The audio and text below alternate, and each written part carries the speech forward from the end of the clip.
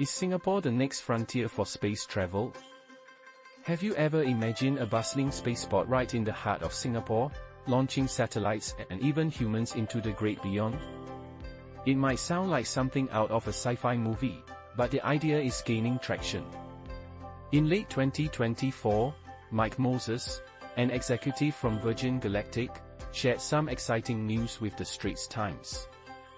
He hinted that Singapore could be a prime candidate for a future spaceport, joining the ranks of other global locations ready to embrace the era of space tourism.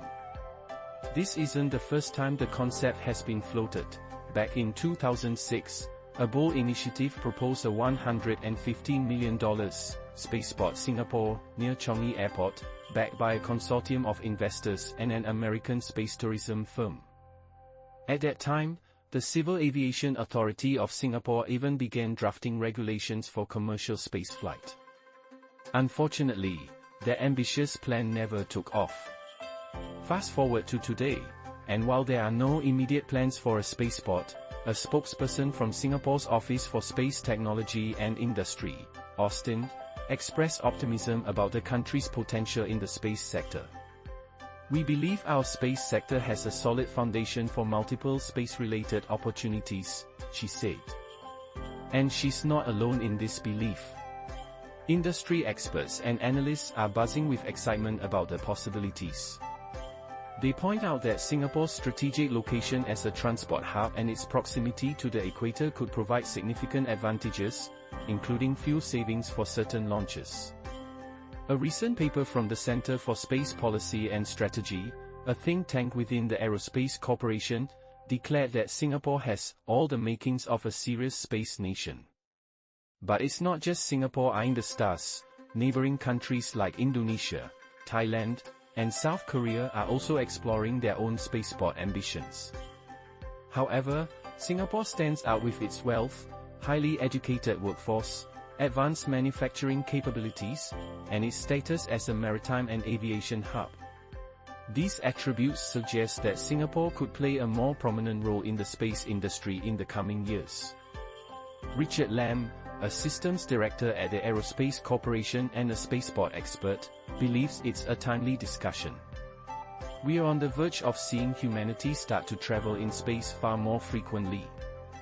Space tourism is just one aspect of this, but we can also look forward to point-to-point space transportation," he explains.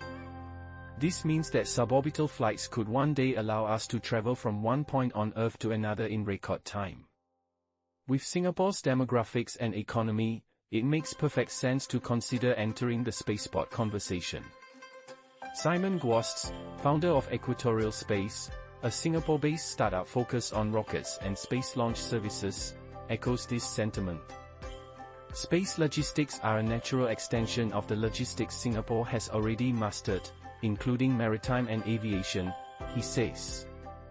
But wait, what about space? In land-scarce Singapore, the first question that pops up is whether there's enough room for a spaceport. Lynette Tan, CEO of Space Faculty, a local organization dedicated to developing talent for the space industry, points out that the current requirements for a spaceport do involve significant land use, which Singapore may struggle to provide. However, this doesn't have to be a deal-breaker. That's the beauty of horizontal space launch missions like Virgin Galactic's and point-to-point space transportation, Lam explains. In these launches, an aircraft takes off horizontally from a runway, much like a conventional plane. Once airborne, a rocket is ignited to carry the payload into space. This means that spaceports could potentially operate alongside existing airports, making the planning process more feasible. Many space flights are already launched near major cities, Wosts points out. People don't realize just how close many launch sites are to popular areas. In Florida, for instance, many launch facilities are just a few kilometers from Port Canaveral, a tourist hotspot. You can even watch some launches up close. While testing and R&D do require safety buffers, if a system is already operational and validated, the space constraints can be minimized. Guas also suggests the innovative idea of launching spacecraft from the surrounding seas, using modified barges as platforms. What we really have going for us is the South China Sea. There's a vast area reserved mostly for military exercises, and it falls under Singapore's airspace, much larger than the airspace SpaceX uses for launches in Florida. Another advantage for Singapore is its low latitude, just over 1 degree north of the equator. The Earth spins fastest at the equator, creating a slingshot effect that can give rockets launched eastward from Singapore a significant boost, reducing fuel needs or increasing payload capacity. However, Lam notes that this benefit applies mainly to specific missions, such as those targeting geostationary orbits directly above the equator.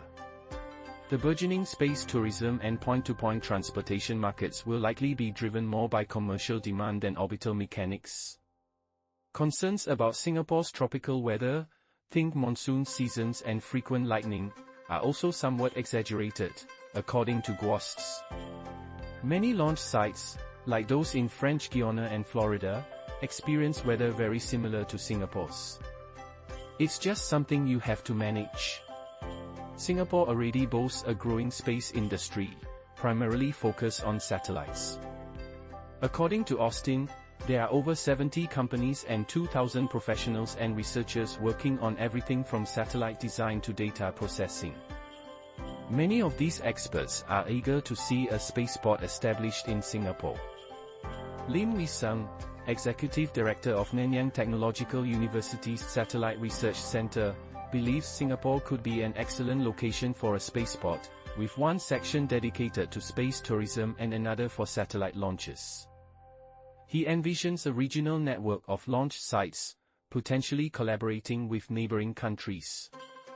If Singapore does move forward with a spaceport, regional cooperation will be crucial. Guas notes that rockets can seem intimidating, especially to neighboring countries. If a launch involves another country's airspace, the biggest challenge will be operational cooperation with our neighbors. But if there's enough will, we can definitely find a way forward. We already have many of the building blocks in place. So, could Singapore be the next big player in the space race? With its strategic advantages and a growing interest in space exploration, the sky might not be the limit after all.